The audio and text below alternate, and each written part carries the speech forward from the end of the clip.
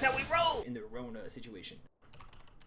Not because we gotta catch them all, but kind of. What are those things called? It is FACETANK Thursdays. That's kind of that.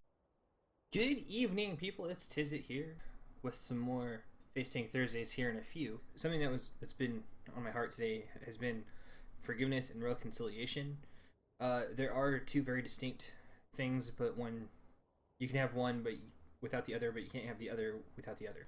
So what do you do when someone wrongs you? Okay, well, if they punch you in the face, do you punch them back? For me, it would depend on the situation. If it's just like a roommate or something that punches you in the face, first of all, hopefully it's not hard. Second of all, hopefully it's via, what are those things called? They're not Rock'em Sock'em robots. Because that's like the robot toys.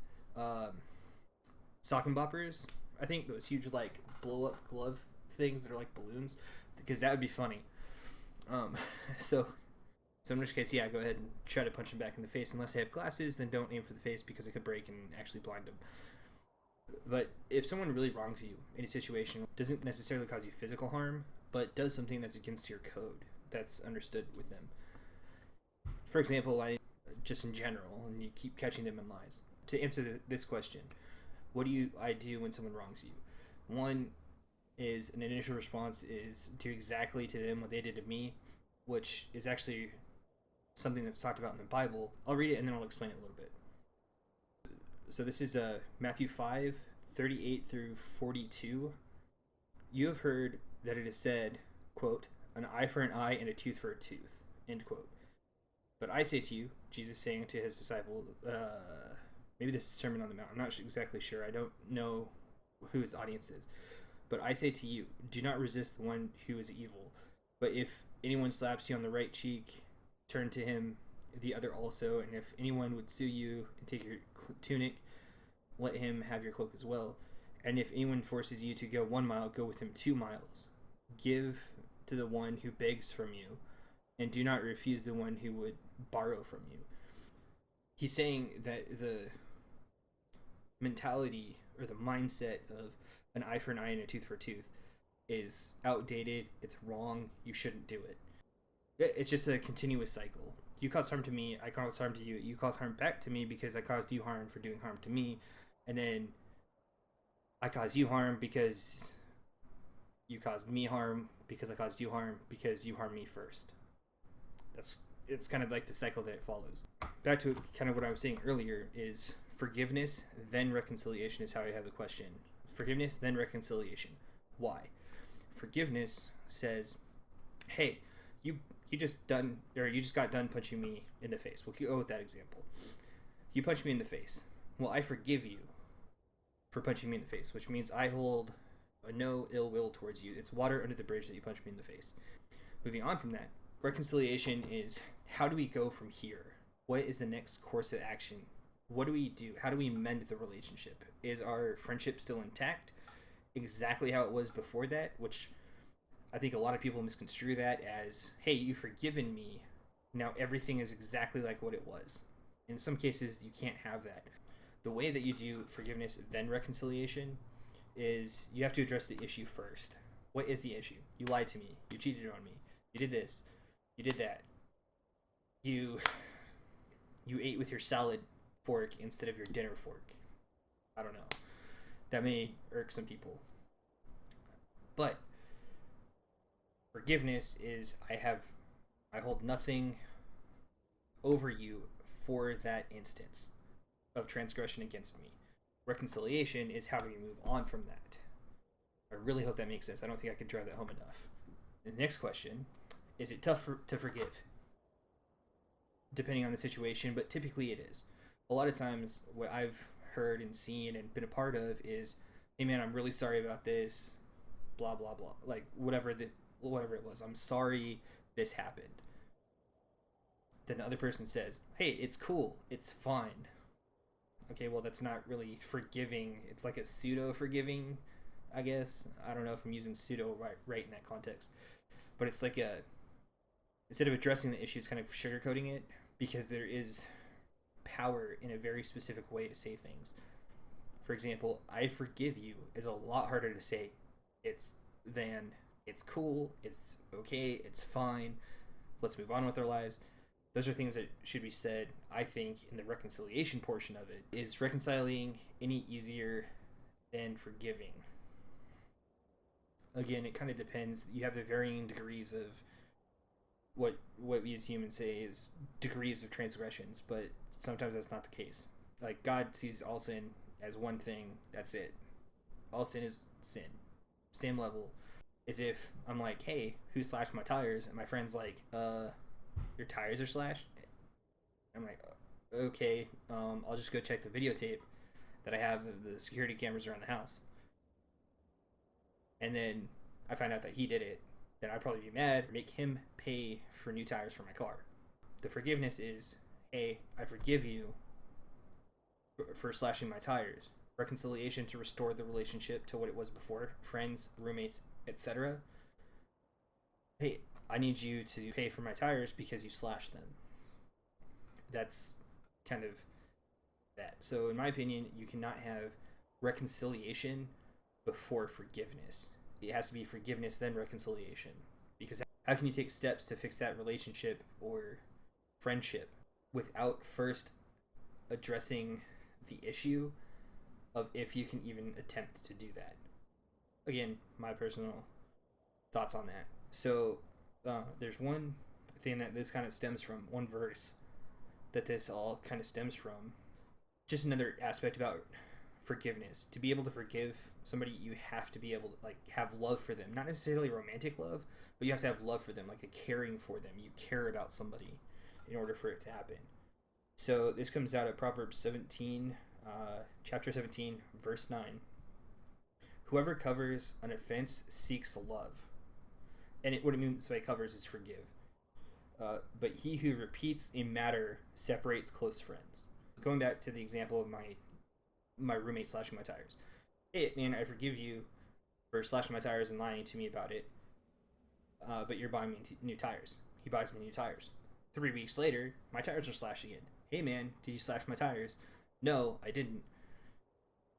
And then find out that he did, and the cycle continues. And you do that a few times. I'm going to get out of that friendship and burn all bridges. Make sure that they can never contact me, or I can never have them in that position again to slash my tires.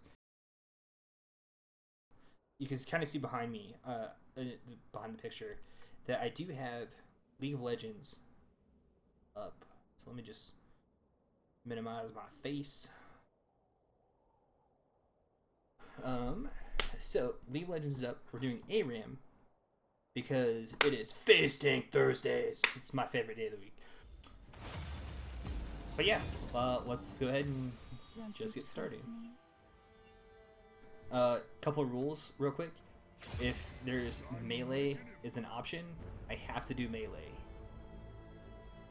2, I need to go in as often as possible. Now last time I didn't go in every single time I should have to really do FACETANK Thursdays justice. But I think I'm going to do alright this time. Second of all, I have this like this because of Ash Ketchum from Pokemon, because we're serious about FACETANK Thursdays. Not because we gotta catch them all, but kind of.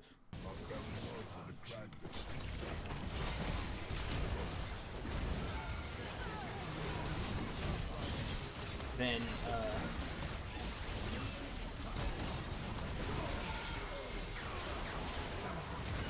oh, sweet, double kill. What?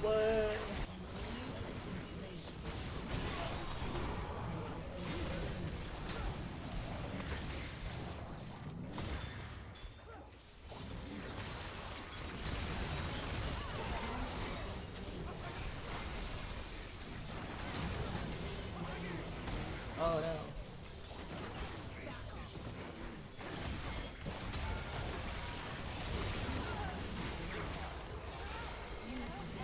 Booyah. And that's what it's all about. FACETANK. Causing fights. Causing utter chaos.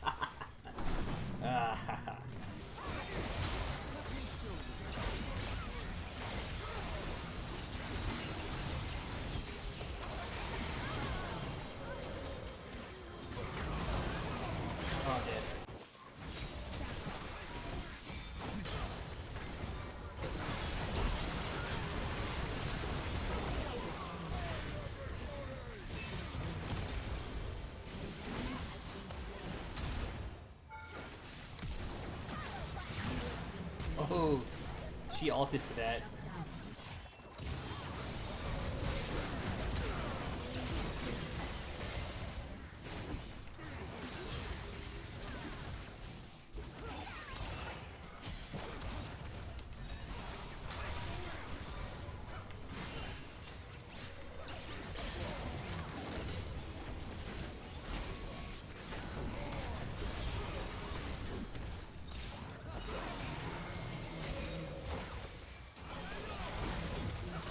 Oh, please go in. Somebody go in. Here we go.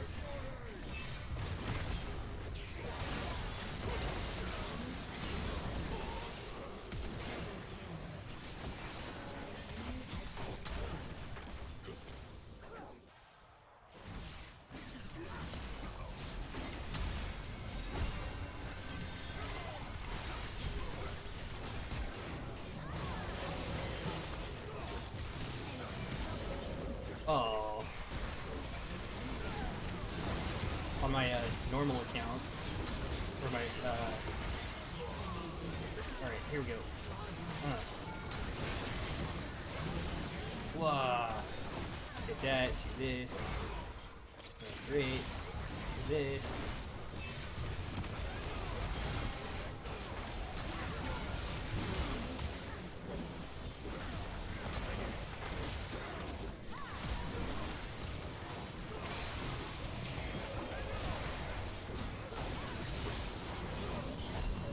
Here we go.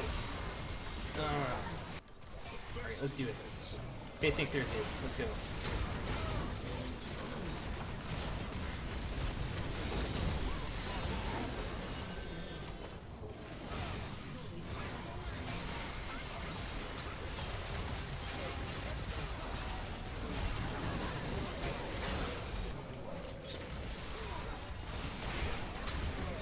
Is it the well, this should be game right here.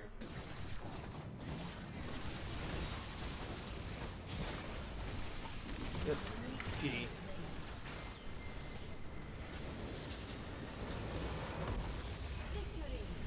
Here we go, game numero dos. So here's a question, or here's a statement I told one of my friends one time, specifically about expecting the unexpected. If you always expect the unexpected, no matter how many unexpected things it may be, which is literally an infinite amount, you're always going to be surprised because you don't know which unexpected thing you should expect at that particular moment. Okay, so now let's try on the right side of the map. We're putting the map on the right side of the map.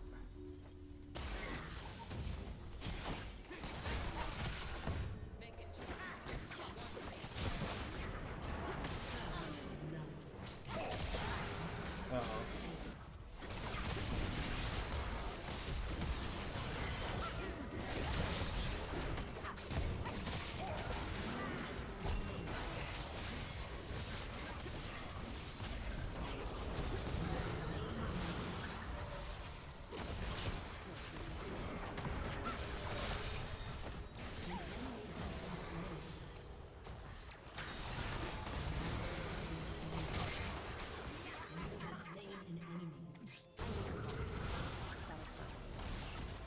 Oh no.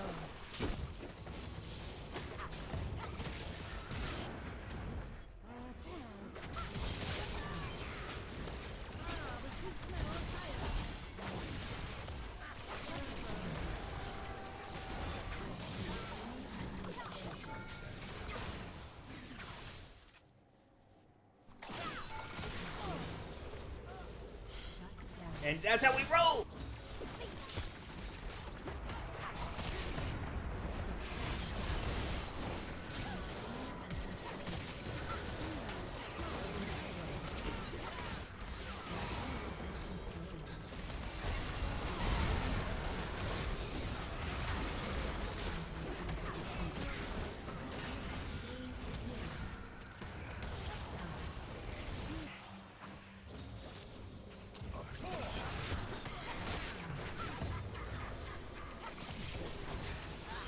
Dang it!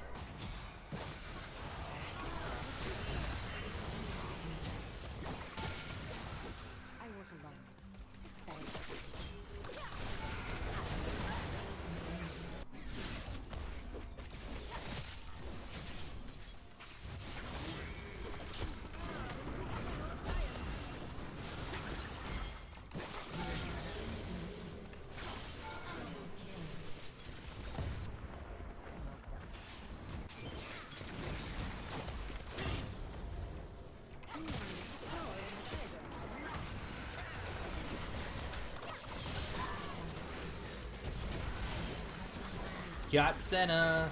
That's my entire goal. And I disrupted their ranks. If I would've... Great job. I like to follow up on that.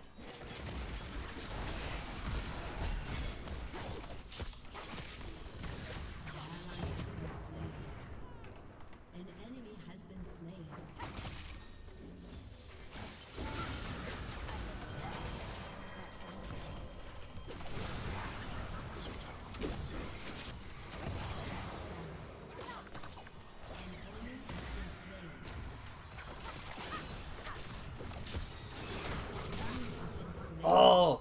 I was just mashing buttons, I'm not gonna lie.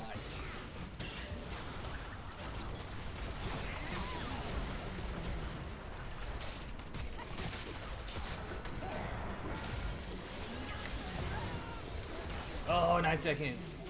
Oh well. I'm so happy I helped with that.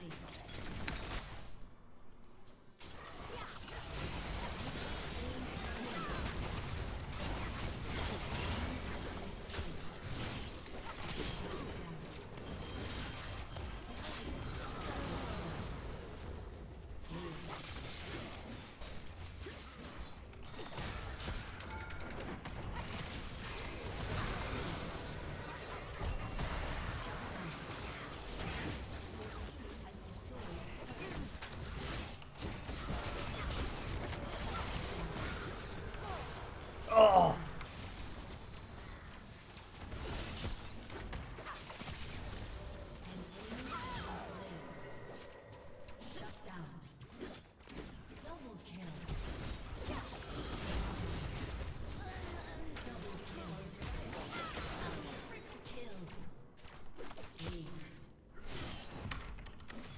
Good game.